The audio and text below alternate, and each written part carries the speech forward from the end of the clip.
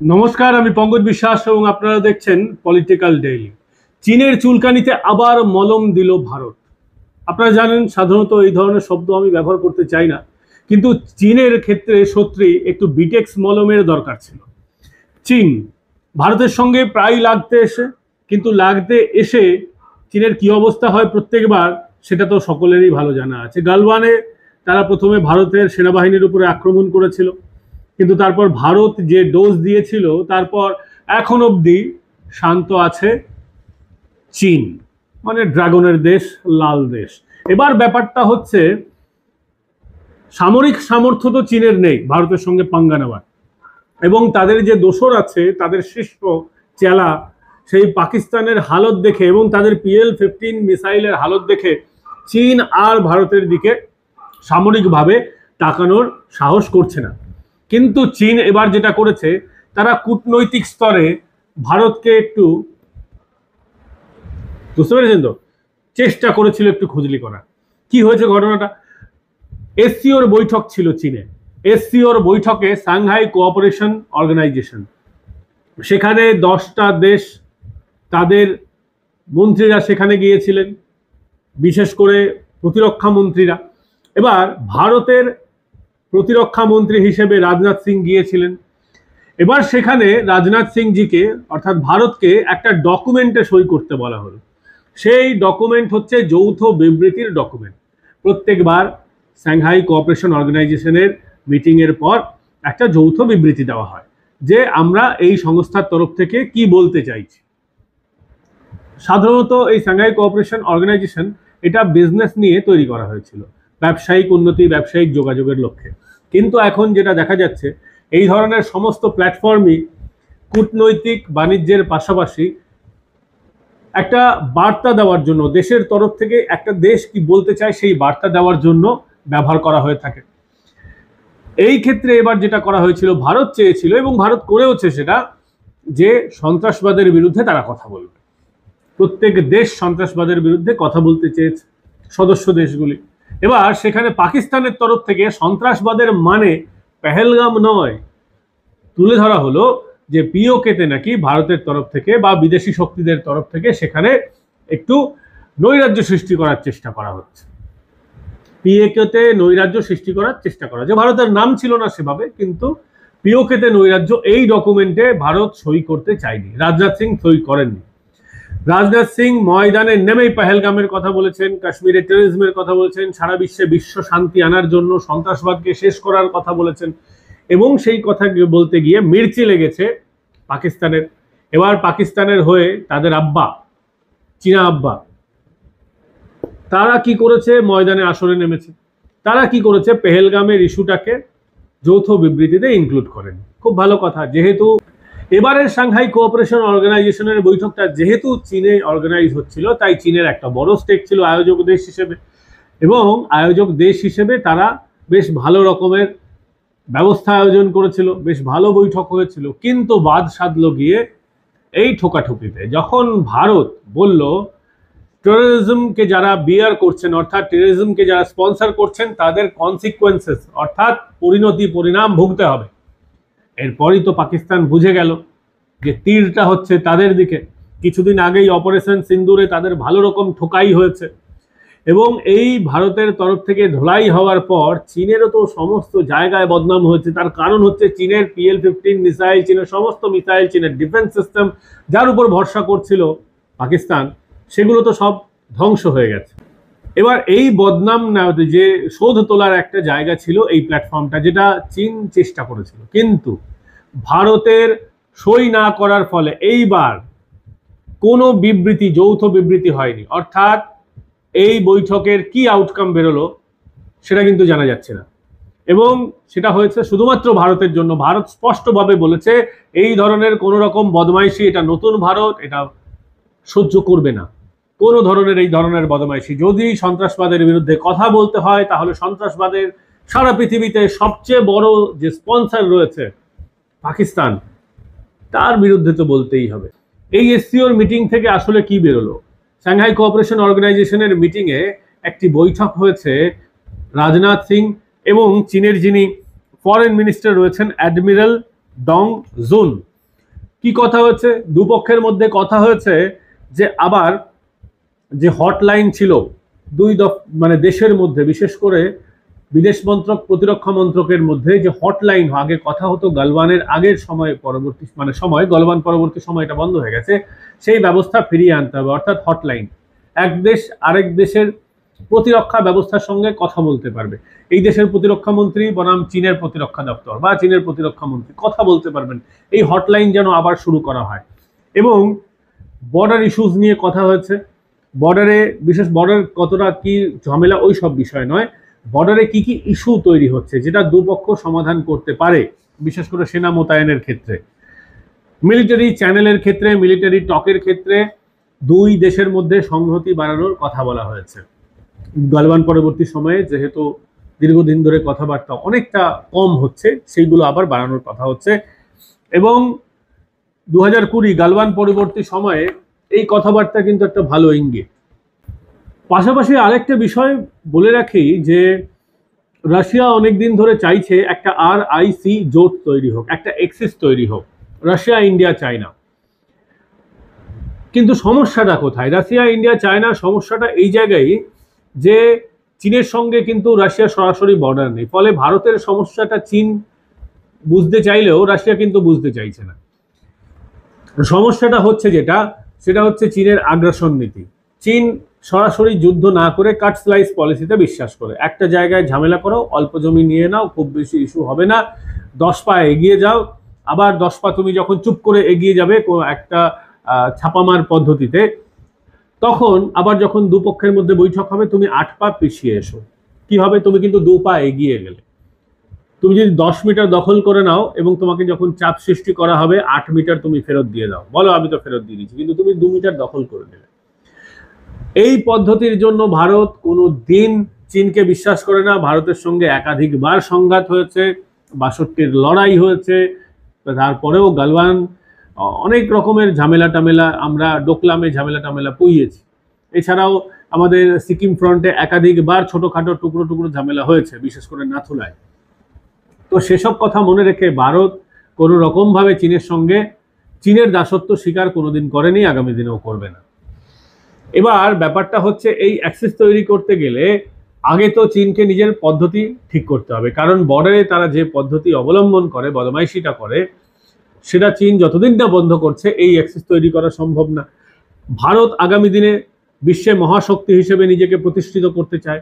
আগে ইকোনমিটা ভারত শুধরে নিতে চায়, কারণ পয়সা দিয়েই তো অস্ত্রশস্ত্র হয় এবং সামরিক শক্তিতে এগিয়ে যেতে গেলে পয়সা লাগবে। ইকোনমি ঠিক থাকলে আরো বড় সেনা তৈরি করা, আরো বড় সামরিক সরঞ্জাম তৈরি করা সম্ভব, পরেরটা পরে ভাবা যাবে। কিন্তু আপাতত ভারত ইকোনমিতে কনসেন্ট্রেট করেছে। এবার চীনের এই পলিসিগুলো জন্য যেটা হচ্ছে, ভারতকে তারা অর্থনৈতিক জায়গাতেও ব্লকেট করতে চাইছে। বহু কোম্পানি চীন থেকে সরে ভারতে আসতে চেয়েছে, কিন্তু তাদেরকে বিভিন্নভাবে তারা ম্যানিপুলেট করে আসতে দেয়নি। আমেরিকাও চাইছে এই কোম্পানিগুলো যেন ভারতে না এসে আমেরিকায় চলে যায়। আপনারা জানেন যে অ্যাপেলকেও তারা স্যাংশন করার কথা বলেছিল, কিন্তু আলটিমেটলি হয়নি। কোম্পানিগুলো ধীরে ধীরে ধীরে ধীরে একবারে না হলেও ভারতে আসতে চাইছে।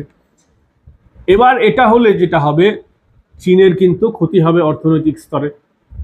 এর জন্যই যেহেতু আমাদের অর্থাৎ চীন এবং ভারতের গোলটা সেম, সারা বিশ্বে একটা অর্থনৈতিক শক্তি এবং সামরিক শক্তি হিসেবে নিজেকে প্রতিষ্ঠিত করা। চীন যেটা অনেকটা করতে পেরেছে, ভারতও অনেকটা করতে পেরেছে, কিন্তু ভারতের তো পলিসি অন্য কারোর উপর আক্রমণ করা নয়, কিন্তু ভারত নিজেকে আরো শক্ত করতে চায়।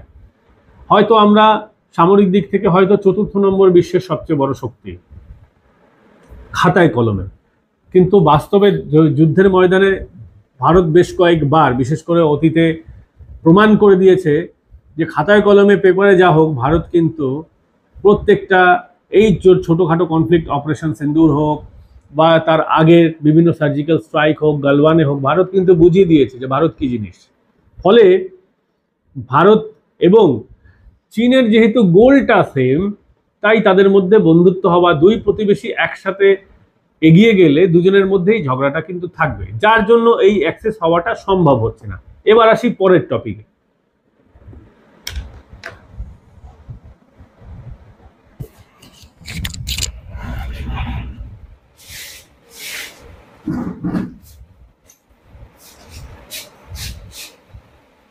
রাজনাথ সিং স্পষ্টভাবে বলেছেন সন্ত্রাসবাদের বিরুদ্ধে দুমুখ নীতি নেওয়া যাবে না। একদিকে চীন নিজেরাই উইঘুর মুসলিমদের সঙ্গে যেটা করছে সেটা তো মানবতার বিরুদ্ধে সবচেয়ে বড় অপরাধ। একটা মানুষ কত বড় দাড়ি রাখবে, একটা মানুষ কি জামা পরবে, কি বই পড়বে, ধর্মীয় স্বাধীনতা কেড়ে নেওয়া হবে, এটা আমি বারংবার বলে আসছি। এটা ইরানে হলে সেটাও মানবতার বিরুদ্ধে অপরাধ, আর সেটা চীনে হলে সেটাও মানবতার বিরুদ্ধে অপরাধ। ইরান যেটা রাষ্ট্রীয়ভাবে করে, ভারতের সঙ্গে ইরানের বন্ধুত্ব থাকতে পারে, ব্যবসায়িক সম্পর্ক থাকতে পারে, কিন্তু অন্যায়টা অন্যায়।